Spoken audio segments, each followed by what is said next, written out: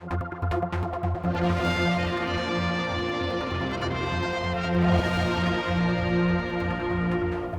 talking with two ministers today, Policy and Reform, also Treasury. That's Mr. Chris Robertshaw and Mr. Teare. You've wanted to talk to the media in response to Alf Cannan, particularly, about the business with the funding of old age pensions and that fund that is now coming much to the fore with a lot of people. He says you're not doing this well, you're scaring the public, and this is not the way you should be doing it. Well, we feel that we've acted responsibly. We've developed over a period of time the research into where we are now, how we've got there. That has identified certain issues. And I think to illustrate that, we have a virtually identical benefit system to the UK, but over the last decade, our claims experience, this is excluding pensions, has varied from the UK. But if we had had the same experience as the UK, we'd be paying out nearly £15 million a year less. So quite clearly there is an issue, and we need to address that issue. And the investment that we put into the research and the way forward, if we achieve a significant saving, it's going to be repaid in a very, very short period of time, and I'm confident that we can. And this is one of the shortest payback periods that I've ever seen in government. We could have that money back in a matter of weeks. But more importantly, what we're trying to do is we are trying to deliver a sustainable future for the benefit system. We're not planning for the next general election. We're planning for the next generation. We're planning for the people who follow us. A lot of the criticism, though, was the way you did it. Is that you didn't go to Tim Wood US when you introduced these consultants at about £1 million, yes? I mean, is 750. That... Yes, but heading towards that way. Is that the way it should have been done? You still relaxed that you did it the correct way? Yes, we are. Yeah. We feel it was entirely appropriate. It was the right thing to do. How can you explain the principles to people when there's major pieces of research still needing to be done? We've commissioned that. On the one hand, we've got the report from the UK Government Actuary, which Mr. Cannan has commented on. Incidentally, the report that he's commented on is 5 years out of date. I'm going back to Tynwald next month with the current one, which is bang up to date and shows that despite the raising of the pension age, the fund is deteriorating. So to protect the future, we need to deal with it. And this is a government of action. We will deal with it. And there's a sequence here. The sequence is that we've got to do all this legwork, all this hard background work to thoroughly understand our position and to prepare ourselves to go out to the general public. You've heard me say innumerable times, and the Treasury Minister, that we are going to have a national debate, and we're going to do exactly that. And from the as an outcome from the national debate, we will then take our proposals to Tynwald. That's the right sequence. There seems to be some confusion when this administration is, as it's trying to do, look forward to the medium and long term. There's a process that we have to go through, and I think one or two politicians are expecting us to come up with instant answers and don't quite understand the complexity of the process that we're going through and the degree of work that we're involved in. Can we break this down then for the public who are listening and watching this? I mean, there's a worry out there to people who think their pensions are going to run out. What do you say, and how can you explain exactly what is going to happen? What we have to do is we have to take steps to ensure that they do not run out, and that's exactly what we're doing.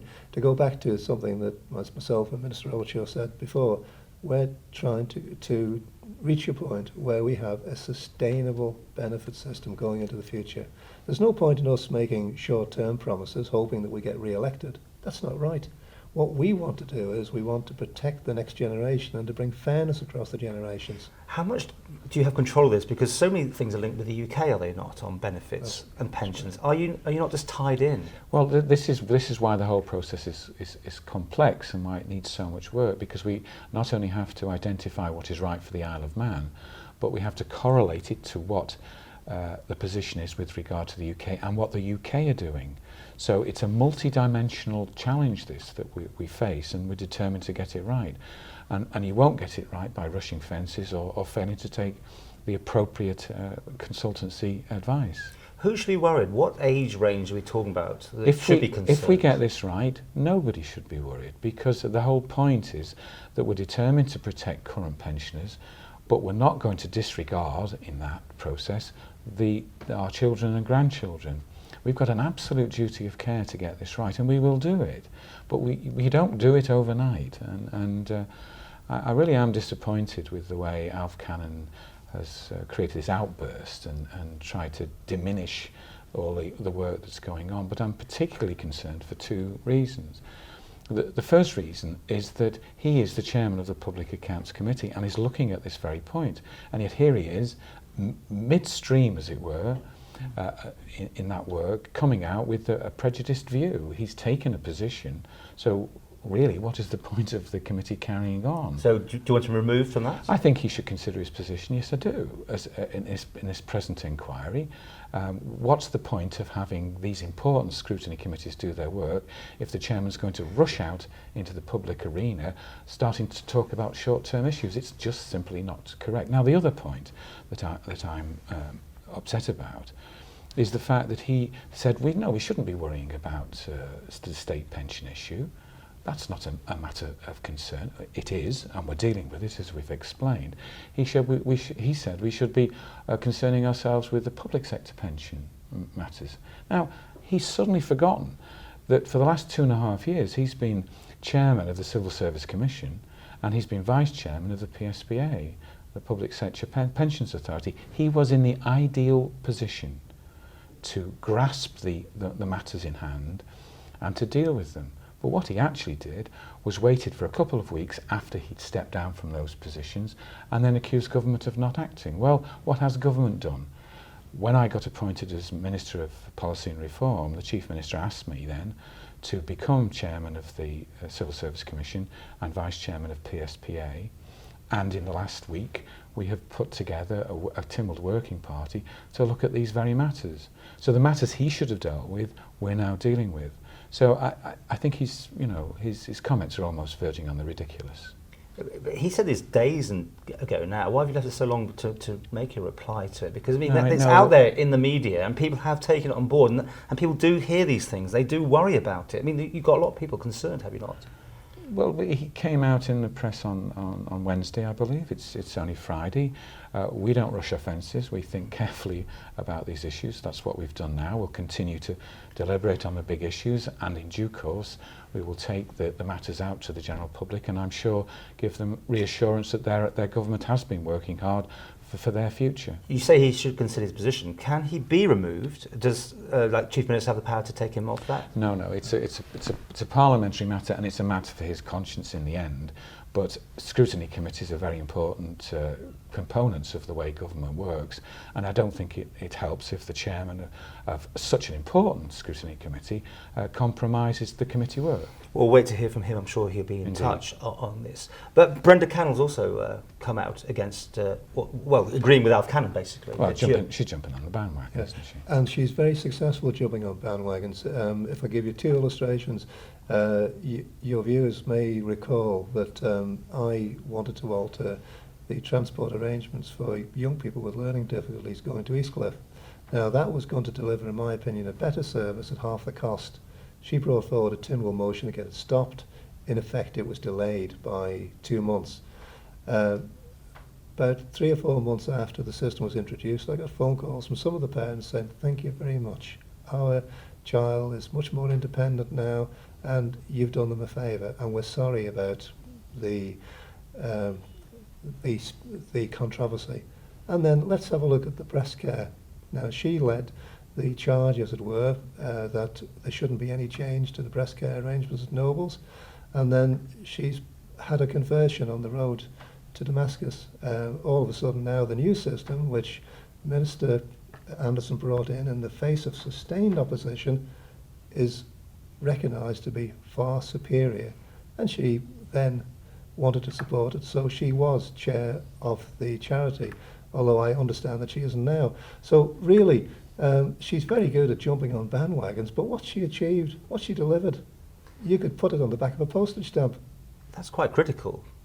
It's a fact. Yet, one more time about this. I want to try and get to the fact, the bottom of it, of people listening to this, watching this now.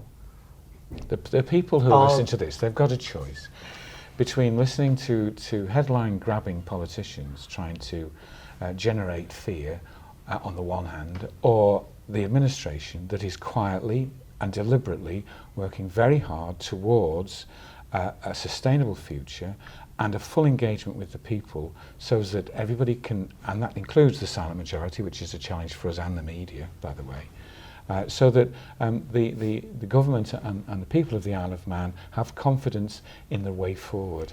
And we will just keep going. Okay, so we are going to break from the UK. Is that, I mean, this is where we're heading, right? I mean, this is all, you're talking around about it, but this is going to have to happen, right? No, that's not the case at all. In December of last year, I focused on this particular issue considerably, because it seemed to me that as we were working our way through a variety of solutions in terms of health and welfare in the Isle of Man, and the UK was doing something similar, that one day we could both wake up quite innocently and found that, for example, reciprocity elastic had snapped. So I actually went over to the UK and spoke to coalition ministers, to shadow ministers, to think tank CEOs, to chairmen of select committees in Westminster, engaging with them so that as they developed their policies and we developed ours, they remained together where appropriate, and there were differences recognised by both parties where appropriate. So it is a multi-complex matrix of issues that we're dealing with here, not silly, flippant, headline-grabbing backbenchers trying to ridicule a lot of hard work. Okay. Finally, I mean, the Christmas bonus, let's just talk about that. The pensioners now. I mean, there's an example of money that will concern them. You've made it clear, even when we're in this room, when you're doing through the budget speech, that this cannot go on. You agree with me? You still... I'm trying to get to the fact that the bottom of where will we start seeing some changes to the system and what people see in their pension and pockets. Do you want to comment upon that? Yeah, we're working towards options. Will there be a Christmas pension bonus for Manx pensioners? No, you mustn't push us on specific issues. Well, why not? Because it's not the appropriate time to do so, Paul. Well, people out there will want to know this. We are working our way to a set of solutions which are sustainable and fair. Yeah. Basically, what you're suggesting to us is that we should make policy on the hoof. That's something that we will not do. I'm just trying to get to the fact, or whatever, that at some point you will have to change the arrangements. You're making this clear in the sense this is all softening people up, isn't it? This sort of approach. It's not softening people up at all. It's a government facing unprecedented challenges. We will do that. We will do it calmly, and we will do it with appropriate advice. And when we've established a set of sensible options, which we're working towards, the Treasury and I will take those issues out into the public arena, and with your help, we'll engage in them in a sober fashion. But at the end of the day, Tim will have to pass it. Indeed, and that day will come.